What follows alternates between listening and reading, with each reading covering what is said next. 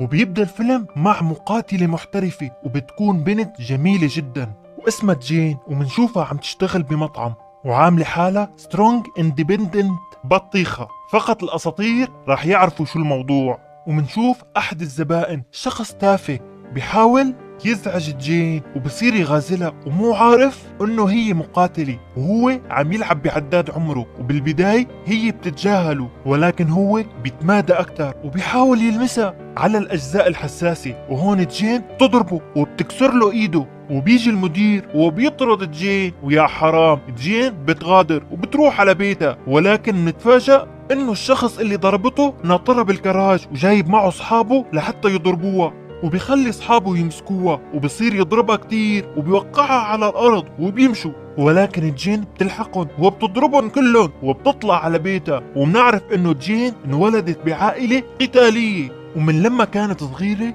أبوها بيعلمها فنون القتال والدفاع عن النفس. وبنعرف إنه أبوها راح على الصين لحتى يشارك ببطولة كوميتا، وتاريخ البطولة من 18 سنة، ومن وقتها أبوها مختفي. وبتكون إجت دعوة لجين على نفس البطولة، وبتخبر إمها إنه بدها تروح على الصين على البطولة، وإمها بتخبرها انتبهي يصير معك مثل ما صار مع أبوكي وتختفي. وجين بترد عليها انه هي بدها تروح لحتى تعرف شو صار مع ابوها وتدور عليه. وجين بتودع امها وبتغادر وبتوصل على هونغ كونغ وبتسأل شخص بالشارع عن العنوان، بيخبرها انه رح يوصلها على المكان وبتمشي وراه. لكن مع الاسف بياخدها لعند اصحابه وبيسرقوا لها المصاري والشنطة تبعها، وبيحاولوا يعتدوا عليها ويعملوا كذا مزة وهي تضربهم كلهم. ولكن الكترة تغلب الشجاعة وبيجي شخص بيضربها وبتوقع على الأرض، وفجأة تظهر مقاتلة وبتضربهم كلهم وبتساعد جين وبتاخدها معها.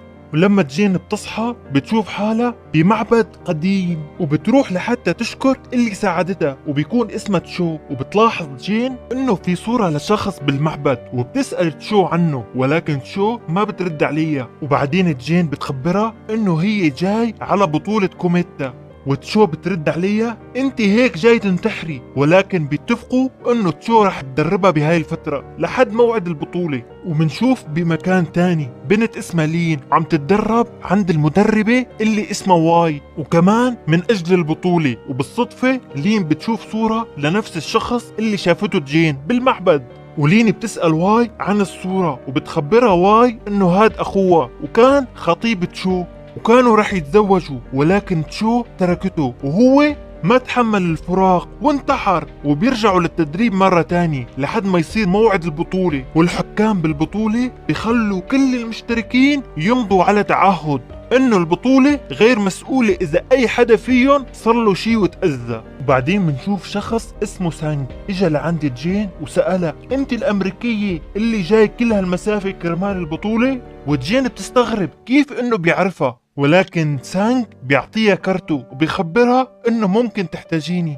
وبتبدأ المباراة الأولى بين جين وبين الثاني، وبتكون مباراة صعبة لأن كل اللي بالبطولة أقوياء جدا، وبتكون المباراة نار يا حبيبي نار، ضرب وقتال. ولكن بتحسن جين تفوز، خاصة إنه هاي أول مباراة لإلها. ومنشوف مباريات كتير عم تلعب وكتير بيكون فيها شراسة وعنف، لحد منشوف مباراة بتكون فيها بنت من روسيا قوية كتير وعنيفة، وبالرغم من فوز الروسية ولكن ما بتوقف ضرب وبتخلص على البنت اللي كانت معها. وبتنصدم جين وما بتكون متخيلة انه البطولة رح تكون صعبة لهالدرجة. وبعدين منشوف جين ماشي بالشارع وبتشوف نفس الشخص اللي اخذ منها المصاري والشنطة، وبتضل ماشية وراه لحد ما توصل لمكانهم، وبتطلب منهم يعطوها الصورة الخاصة بأبوها ويخلوا الشنطة والمصاري معهم.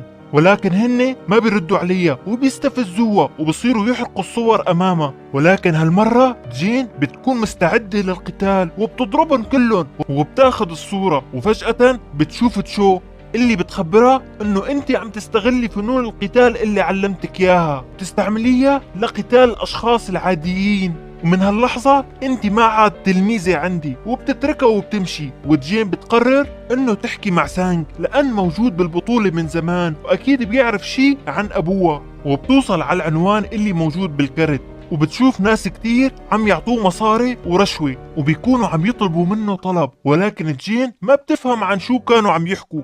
وبتروح جين لعنده وبتفرجيه على الصورة، وهو بيرد عليها انه شكله مألوف ولكن مو متذكره، وبيسخر منها وبيحكي لها بتمنى انك تفوزي بالبطولة. وبيجي اليوم الثاني بالبطولة، ولكن هالمرة المباراة بتكون بالأسلحة، وكل شخص بيختار السلاح اللي بيناسبه، وبتبدأ مباراة جين وبتكون صعبة كتير، وبنفس الوقت بتكون مباراة جميلة جدا ورائعة، فيها فنون قتالية وحركات رهيبة ومميزة. وبتنصاب جين إصابة كبيرة، ولكن ما بتستسلم وبتضل تابع القتال، وبتجي فرصة انه تخلص على منافستها، ولكن تتردد لانه قلبها طيب، وبتشيل السلاح عن رقبتها، ولكن الخصم تستغل الفرصة وبتضربها، وبتضل تضربها لحد ما تكسر لها سلاحها. وجين بتكون رح تخسر، ولكن بآخر لحظة ترمي باقي السلاح اللي بإيدها على الخصم وبيغمى عليها وبتفوز جين. ومنشوف المباراة اللي بعدها، وبتكون بين البنت الروسية العنيفة وبنت اسمها كاسيدي، وبتكون صاحبة جين، وبيبدو القتال والمباراة بتكون لصالح البنت الروسية طول الوقت، وبتفوز الروسية بسهولة، ولكن ما بتكتفي بالفوز وبتصير بدها تخلص على خصمها. وجين بتصرخ وبتحاول تساعد صاحبتها، ولكن الحراس ما بيسمحوا لها تدخل الحلبة، والبنت الروسية بتخلص على كاسيدي بالفعل. وجين بترعب وبتنهار وبتركض على الحمام، وبتصير تبكي وتصرخ وتنادي أبوها، وبتدخل لعندها لين وبتخبرها أبوكي هون ما رح يسمعك، والأفضل إنك تاخدي حق صاحبتك بإيدك. وبتكون المباراة اللي بعدها بين الروسية وجين، ولكن جين ما بتشارك بالمباراة، وبيكونوا رح يعلنوا فوز الروسية، ولكن جين بتقرر تتابع البطولة، وبتظهر بالنداء الأخير وبتكون مستعدة لتاخد حق صاحبتها. وبتبدأ أصعب مباراة بينهم، وكمان بتكون لصالح الروسية طول الوقت لحد ما بتوقع جين على الأرض، والروسية بتضل تضربها كتير وكانت رح تفوز.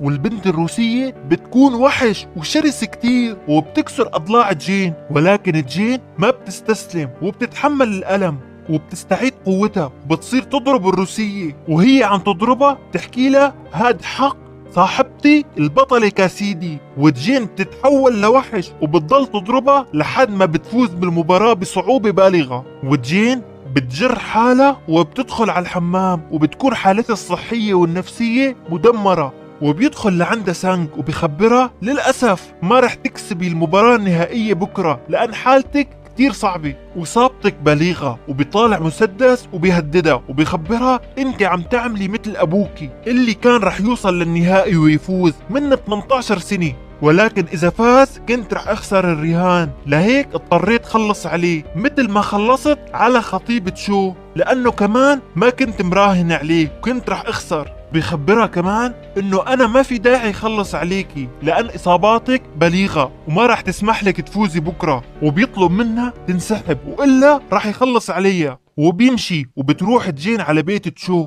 ويا حرام تشو بتصير تهتم فيها وتعالجها، وجين بتخبرها انه سانج قتل خطيبك، وتشو بتخبرها انا عرفت بس ما حسنت اعمل شي. وبيحكوا شوي مع بعض، وتشو بتقرر انه تعالج جين وتروح معها بكرة على البطولة النهائية ويحاولوا يفوزوا كرمال ينتقموا من سانج.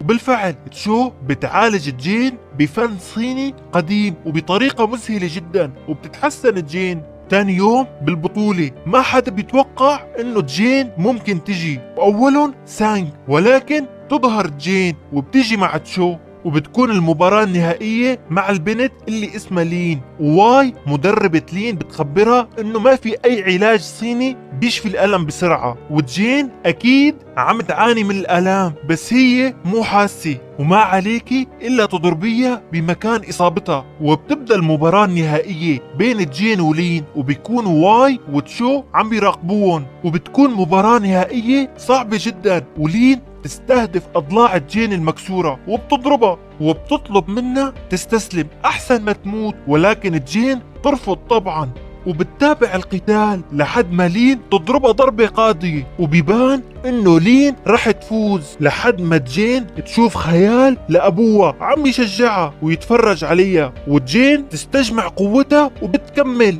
وبتضرب لين وبتوقعها بالبحر وبتفوز. وبعدين جين بتمد ايدها باخر لحظة وبتساعد لين. وبعدين بنشوف اشخاص بيروحوا لعند سانج وبيحكوا له نحن اعطيناك رشوة ومصاري كتير، وهيك خسرنا الرهان وبيحاصروه كلهم. وهون سانج بيحاول ينتحر، ولكن جين تصرخ وبتخبره اعترف بكل شي بالأول. وهون سانج بيعترف انه خطيب تشو ما انتحر وهو اللي قتله وخلص عليه لان كان رح يفوز بالبطولة. والمدربة واي تنصدم لان كانت كل هالفترة ظالمة تشو ومفكرة اخوها انتحر بسببها. سانج بيخلص على حاله وبيريح البشرية منه. وبعد اشهر بيتصالحوا المدربة واي مع المدربة تشو وبيفتحوا اكاديمية لتعليم فنون القتال للاطفال. وجين ترجع لبلدها بعد ما انتقمت لأبوها. وهيك بينتهي الفيلم. شاركوني رأيكم بالتعليقات ولا تنسوا زر اللايك والاشتراك. كان معكم نوردان، يلا سلام.